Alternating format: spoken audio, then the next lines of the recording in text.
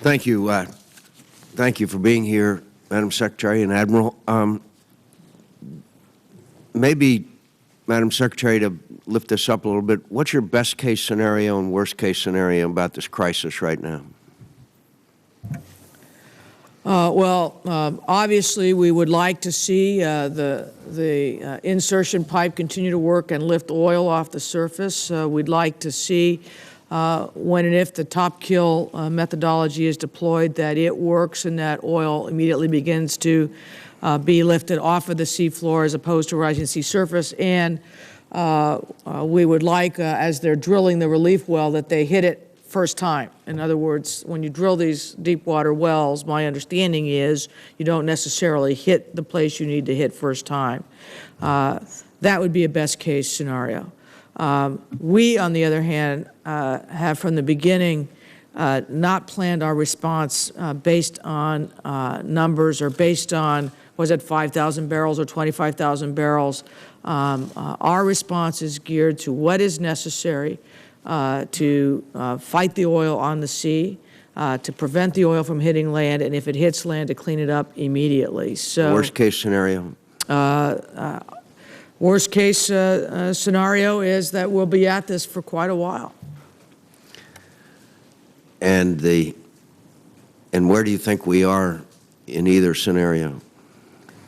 Well, if you know the insertion, the RRT is in right now, and if it begins to lift oil, as it looks promising that it is, and they are able to do the junk fill, that would happen by the end of the week. But in terms of drilling of the relief well, I think we're some weeks away, well into the summer. I think there's a BP witness after me. You might ask him. And where's your level of optimism?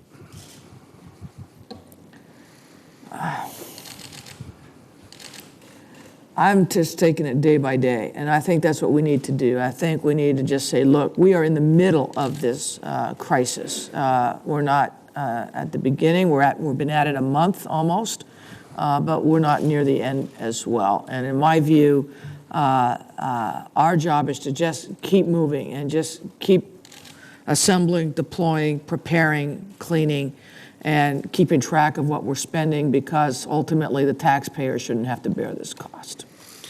And you have dispatched 17,000 National Guard to help out and clean up and other efforts that need to be made on the Gulf, is that right? There have been up to 17,000 that have been authorized. I believe there are about 1,000 or so that are actually working right now. And what do you expect?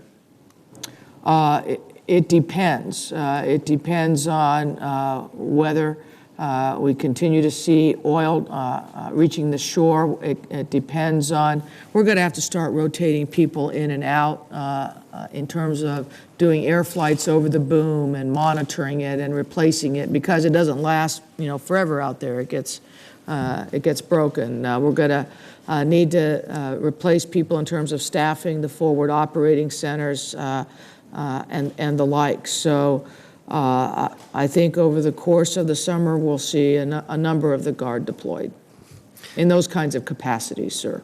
Well, if you'll indulge me, we think we have another crisis on the border, and I sent you a letter on April 6th, back in March, and you sent me a letter back on April 9th, well over a month ago, and in response to our request that the Guard be sent to the Arizona-Mexico border.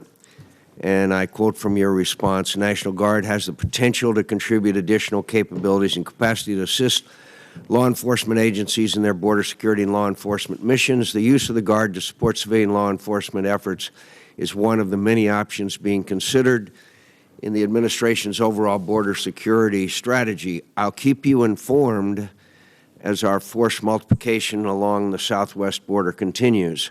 Do you have now in the intervening month and over a month anything to keep me informed about? Yes, I do, actually, because we've been working the southwest border issue constantly and hard. But let me, if I might, Senator, and we'll give your staff, if we have not already, I apologize, a more extensive briefing. But We have, and I'm going to use as my start date, the date of the murder of Rob Krentz, who was the rancher now near Douglas. We have increased flight hours 50% over the Tucson sector since the day of that murder. We have 24/7 coverage there, and we continue to increase on both the fixed and rotor-winged aircraft that we're applying just on the Tucson sector. I'm not talking about the rest of the border. We have moved, and I will give you exact numbers, mobile surveillance. No, I don't mean to interrupt, Governor, but I'm not, Madam Secretary, but I know all those things are going on. I want to know about whether you're going to send the Guard to the border or not. As you know, and let me, if I might, give you one other thing that we have added in addition to numbers, and that will be starting at the end of this month. But we are beginning, again, the process of interior repatriation of everybody that we pick up. But with respect to the Guard, those requests, as you know, are involve the Department of Defense, they involve the Department of Homeland Security, they involve the White House. That request and that analysis remains in that interagency process. And do we have any idea as to when that decision might be made? I would like it to be made as soon as possible, but I cannot give you a date certain. Well, meanwhile, people's homes are being violated and their families can't take kids to the bus stop, and you are very familiar with the issue because you yourself asked for the Guard to go to the border back in 2006. So I don't know what it takes for us to get a decision on it. At least the people in my state have the right to know whether, since this is a long-standing request, in fact, it was requested back in 2009, I think we have a right to know whether they're going to be sent or not. So I would hope you would expedite that process, at least telling us whether they're going to be sent or not. Finally, if I might ask, have you had a chance to review the new law that was passed by the state of Arizona? I have not reviewed it in detail. I certainly know of it, Senator.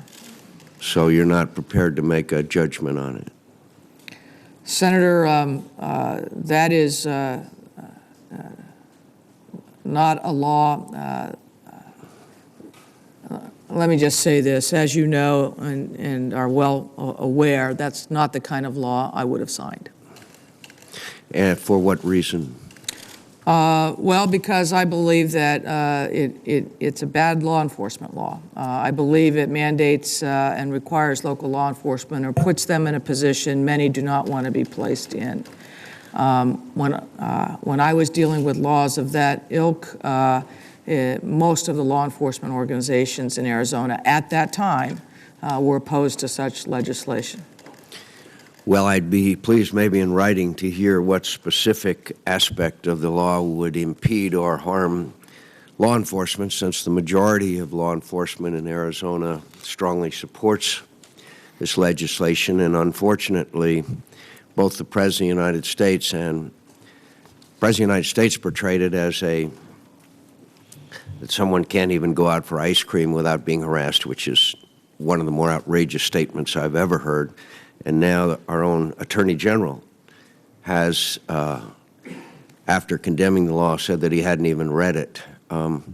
This is an important issue, not just in Arizona, but around this country. I would hope that we would at least have a decision on whether the Guard is going to be sent to the border. And I would like to have specifics if you get time, and I know it's not in your area of expertise anymore, but I know also as a former governor of the state, you have a significant interest, what particular aspects of that law that you would find objectionable. Thank you, Mr. Chairman. Thanks, Senator McCain. Senator Landrieu, thanks for being here. Once again, unfortunately, you come to one of these inquiries as you did so